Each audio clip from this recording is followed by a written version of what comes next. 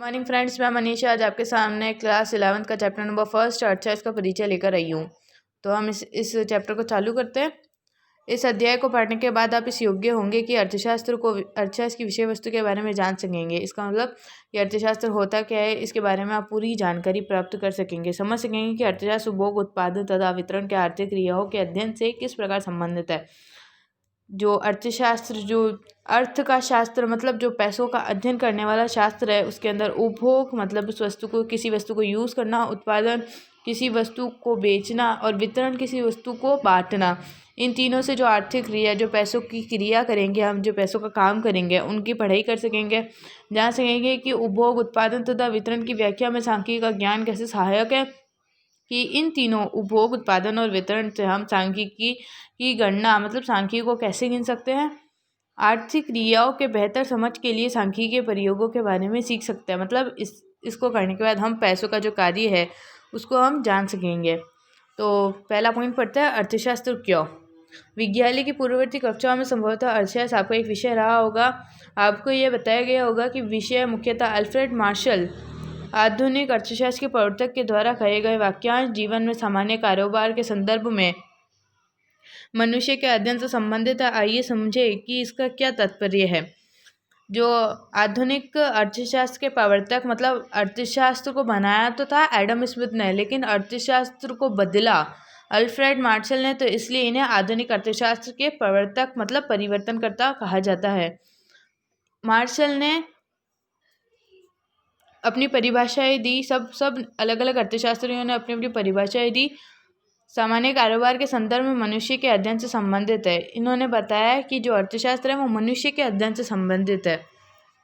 जब आप वस्तुएं खरीदते हैं ताकि आप अपनी व्यक्तिगत, अपनी परिवार के अथवा उन व्यक्तियों की आवश्यकताओं को संतुष्ट कर सके जिन्हें आप उपहार देना चाहते हैं, तब आप उपभोक्ता कहलाएंगे। इस पैराग्राफ में हमें उपभोक्ता की डेफिनेशन बताई गई है कि कोई व्यक्ति हो या फिर कोई परिवार हो, मतलब कोई व्यक्ति है वो अपने परिवार के लिए या फिर जिस व्यक्ति को वो चाहता है उसके लिए अगर कोई गिफ्ट बाय करता है, कोई गिफ्ट खरीदता है, तो वो उस चीज़ को इस हिसाब से खरीदेगा कि वो जो चीज़ है उससे जिसको देगा उसे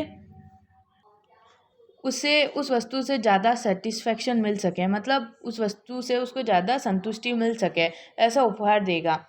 तो तब उसको हम उपभोक्ता कहेंगे। उपभोक्ता मतलब किसी व्यक्ति को, किसी वस्तु को यूज़ करने वाला। जब आप वस्तुओं को स्वयं के लाभ के लिए बेचते हैं, आप दुकानदार हो सकते हैं, तब आप विक्रेता कहेंगे। विक्रेता मतलब सेलर जो उन वस्तु को बेचता है, और उपभोक्ता जो उन वस्तुओं को खरीदता है। तो आप इस सिंपल सी डेफिनेशन समझ गए होंगे कि उपभोक्ता और विक्रेता में क्या अंतर है।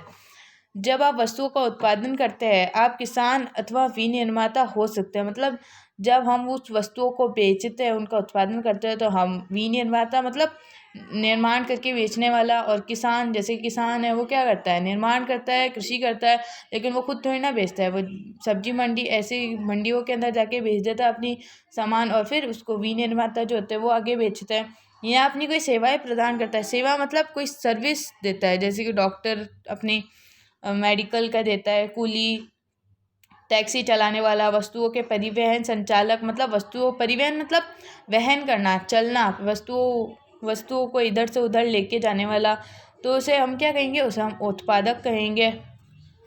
तो सिंपल सी डेफिनेशन ये हो गई, डॉक्टर, कुली, टैक्सी, ये जो सर्विस देते हैं और जो गुड्स देते हैं, मतलब सर्विस और गुड्स दोनों देने वाले को हम उत्पादक कहेंगे।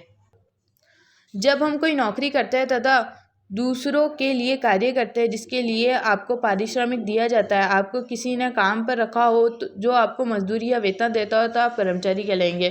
कर्मचारी की सिंपल सी डेफिनेशन दे दी है कि अगर आप कोई नौकरी कर रहे हैं या फिर किसी के घर पे कोई काम कर रहे हैं, मतलब आप कोई परिश्रम कर रहे हैं, कोई श्रम का कार्य कर रहे हैं, कोई मजदूरी का कार्य कर रहे हैं, तो उससे हम क्या कहेंगे, कर्मचारी कहेंगे। ठीक है, आपको एग्जाम्पल भी देती हूँ, जैसे कि कोई किसी के घर के अंदर कोई नौकरानी आती है, वो काम करती है, तो वो जो काम कर रही है उसको कर्मचारी कहेंगे। जब आप भुगतान लेकर अन्य व्यक्तियों को सेवा प्रदान करते हैं, आप डॉक्टर, वकील, बैंकर, टैक्सी चालक या सामान वाहक हो सकते हैं, तब आप नियोक्ता कहलाते हैं। इसका मतलब जब आप कोई पैसे लेकर, भुगतान लेकर अगर आप कोई काम करते हैं, जैसे कि डॉक्टर का वर्क